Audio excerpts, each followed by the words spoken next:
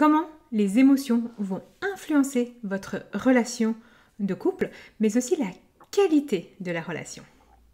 Bonjour, je suis Céline Domecq, thérapeute, spécialiste des relations de couple. Alors, j'observe vraiment de plus en plus et jour après jour que de nombreuses personnes ont du mal avec cette histoire d'émotion. Alors c'est sûr qu'avec le temps, on en entend de plus en plus parler à la télé, dans les séries, on parle beaucoup d'émotions, on voit beaucoup de choses dans le développement personnel, mais concrètement, je vois qu'il y a une vraie souffrance derrière ça, mais d'un point de vue aussi compréhension. Donc aujourd'hui, dans cette vidéo, ce que je vais vous aborder, c'est expliquer un petit peu, mais finalement, les émotions, mais aussi, vous, votre rapport aux émotions et dans le couple, qu'est-ce que ça peut vraiment influencer dans votre couple au niveau du comportement, au niveau de certaines choses. Donc je vais essayer un petit peu de vous apporter quelques clés de compréhension par rapport à cela.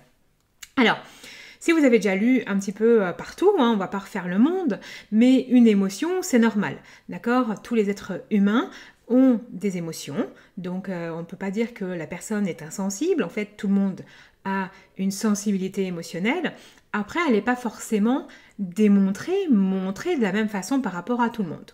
D'autant plus que, ça je vous expliquerai ça dans une prochaine vidéo où je parlerai d'hypersensibilité, mais aujourd'hui, en tout cas depuis plus de 20 ans maintenant, on met aussi en lumière le fait que 20% de la population est hypersensible, donc ça se joue aussi au niveau du cerveau, vraiment, des mécanismes, et donc ça va vraiment influencer notre regard face à ces personnes, face aux émotions.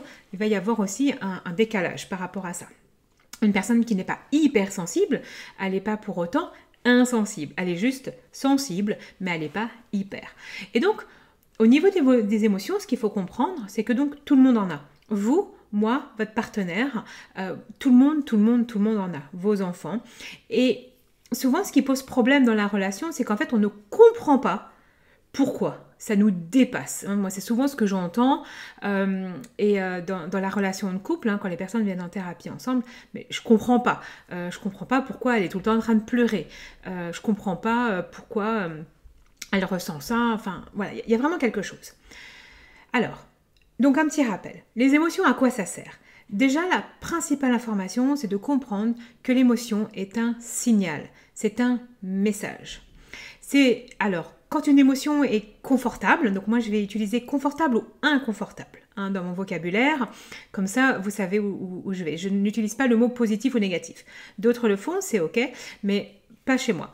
Donc moi je vais utiliser une émotion confortable, donc il va y avoir par exemple la joie. Souvent ça signale qu'un besoin est satisfait, qu'un projet est réalisé, donc il y a vraiment des choses autour de la joie qui vont être dans ce point-là. Par contre, il va y avoir aussi des émotions inconfortables, telles que la tristesse, la colère. Et là, il y a toujours un besoin qui est lié à ce message, à ce signal. D'accord? Et donc, l'idée, c'est d'aller comprendre quel est ce signal. Mais bien évidemment, quand vous êtes dans toutes vos émotions, il y a des fois, ce n'est pas forcément très simple d'aller chercher ce signal. Qu'est-ce qu'elle veut dire, cette émotion? Donc, il faut déjà prendre ça en compte. Après, il va y avoir des personnes qui vont avoir des stratégies de sentir l'émotion et bam, de se blinder, de ne pas vouloir la ressentir. On peut penser que ces personnes sont insensibles. En fait, ce n'est pas forcément le cas. C'est juste que le rapport aux émotions de ces personnes-là est compliqué. Donc, si vous avez un partenaire qui est dans ce cas-là ou vous-même, le plus important, c'est bien aussi de ne pas aller insister là-dessus, donc en rajouter une couche en disant de toute façon tu ne ressens jamais rien. Souvent ce que j'entends comme reproche d'ailleurs, tu ne ressens jamais rien ou quoi que ce soit. Ça c'est pas le bon mécanisme. En fait, quelle que soit l'émotion, qu'on la ressent un petit peu mais qu'on ne veut pas la voir ou que vous la voyez pleinement, que vous la vivez très très fort, l'idée c'est toujours d'aller accueillir cette émotion en fait. Donc accueillir celle de son partenaire, accueillir la mienne, et c'est ça qui va faire que dans la relation, l'autre va se sentir aussi souvent pleinement, alors du coup il ne sera pas accueilli, on ne va pas utiliser le même mot, mais vraiment compris. Déjà rien que, ah bah ouais, tiens, je comprends que tu sois triste, et juste cette phrase-là peut vraiment vous aider à valider une relation totalement différente au niveau des émotions.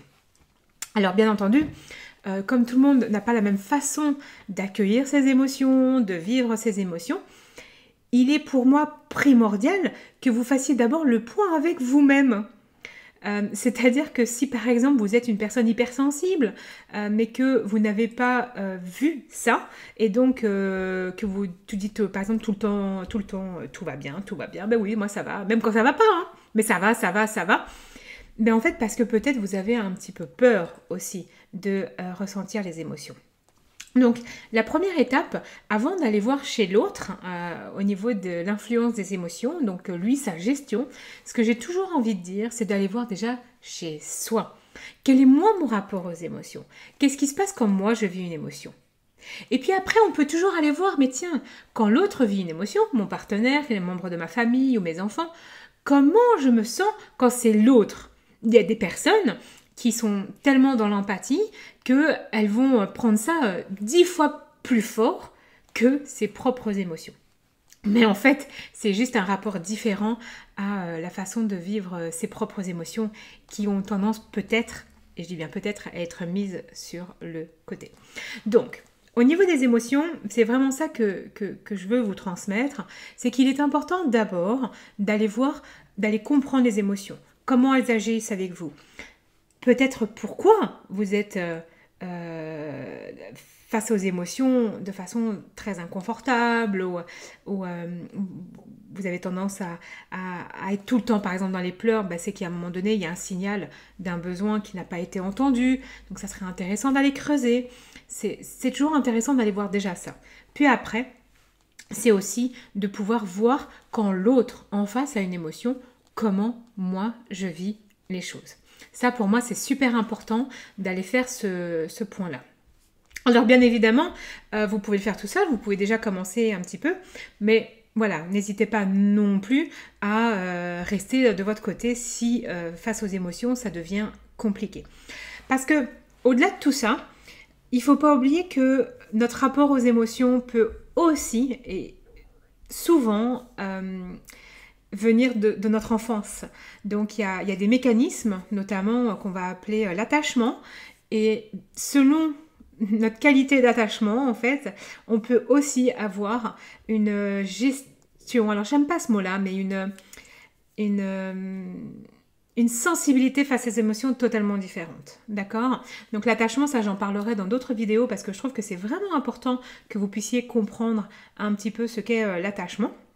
Mais sachez que donc votre histoire aussi peut influencer, conditionner votre rapport aux émotions. Moi, si je refais le bilan d'il y a 10 ans, j'ai pas du tout le même rapport à mes émotions qu'aujourd'hui. Et encore petite, pareil, j'arrive à voir qu'il y a eu différentes périodes. Mais voilà, les émotions, elles sont là, elles font partie de notre vie. Donc l'idée c'est surtout à la fin de cette vidéo que vous compreniez que vous n'en ayez pas peur, hein, que ne pas avoir peur de ses propres émotions, ne pas avoir peur des émotions des autres, mais de le faire aussi dans un espace où vous vous sentez en sécurité, d'accord, où vous vous sentez bien. C'est-à-dire qu'il est évident, je ne préconise par exemple jamais de se laisser emporter par ses émotions, par exemple quand on est dans le milieu professionnel, un milieu où on ne peut pas être entendu ou quoi que ce soit. Toujours intéressant d'être entendu, de pouvoir vraiment partager les choses. Voilà, donc aujourd'hui j'avais envie de vous donner un petit peu tout ça au niveau des émotions, et puis j'ai envie de vous challenger aussi, ça va être... Alors sans regarder sur internet, hein, parce que j'ai trouvé la réponse, mais si vous me mettiez en commentaire sous cette vidéo, quelles sont les émotions principales en fait? On en connaît tous, mais est-ce que vous les connaissez toutes? Combien il y en a? Alors je sais qu'on va tous avoir des avis en plus assez différents, mais partagez-moi un petit peu en dessous quelles sont les émotions que vous connaissez et que vous reconnaissez, voilà, en toute transparence, et ça serait vraiment chouette de pouvoir échanger avec vous. Je vous remercie en tout cas de m'avoir entendu. Si des personnes peuvent être intéressées par cette vidéo, pensez à la partager, à liker et à vous abonner aussi à la chaîne YouTube. À très bientôt! Vous avez envie d'être plus épanoui dans votre relation de couple? Alors j'ai créé spécialement pour vous un guide reprenant mes 3 secrets les plus importants. Ils vont vous permettre de changer la dynamique de votre relation. Donc si votre relation stagne, si elle ne vous apporte plus de joie, si vous avez envie de la faire évoluer, c'est le moment de télécharger ce guide.